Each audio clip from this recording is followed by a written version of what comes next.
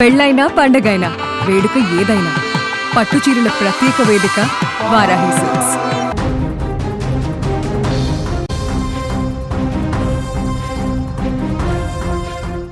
పెళ్ళై 6 నెలలు కూడా కాలేదు. పచ్చని సంసారంలో వివాహేతర సంబంధం చిచ్చుపెట్టింది.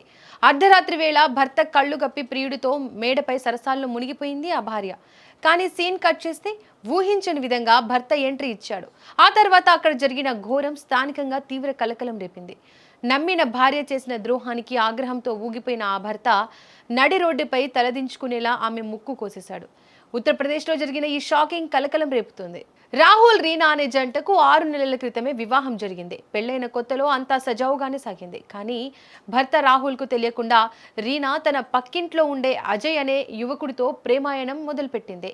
భర్త ఇంట్లో ఉన్నా లేకపోయినా రహస్యంగా ప్రియుడితో చాటింగ్లు, కబుర్లతో వివాహేతర సంబంధాన్ని కొనసాగించింది.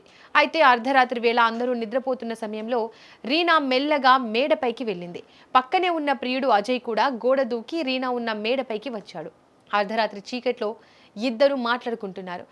అయితే ఇక్కడే అసలు ట్విస్ట్ మొదలైంది. భార్య పక్కన లేకపోవడాన్ని గమనించిన భర్త రాహుల్ వెతుక్కుంటూ అర్ధరాత్రి మేడపైకి వచ్చాడు. అంతే, అక్కడ భార్య రీనా పక్కింటి అజయ్తో కలిసి ఏకాంతంగా ఉండడం చూసి రాహుల్ షాక్కు గురయ్యాడు.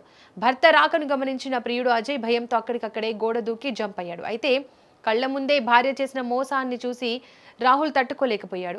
తీవ్ర ఆగ్రహంతో ఊగిపోయిన అతను ఇంట్లోని కత్తిని తీసుకొచ్చి భార్య రీనా ముక్కును దారుణంగా కోసేశాడు. రీనా గట్టిగా కేకలు వేయడంతో స్థానికులు, కుటుంబ సభ్యులు అక్కడికి చేరుకున్నారు. రక్తపు మడుగులో ఉన్న ఆమెను చూసి వెంటనే ఆసుపత్రికి తరలించారు. ప్రస్తుతం బాధితురాలు ఆసుపత్రిలో చికిత్స పొందుతోంది. ఈ ఘటనపై సమాచారం అందుకున్న పోలీసులు కేసు నమోదు చేసుకుని దర్యాప్తు చేస్తున్నారు.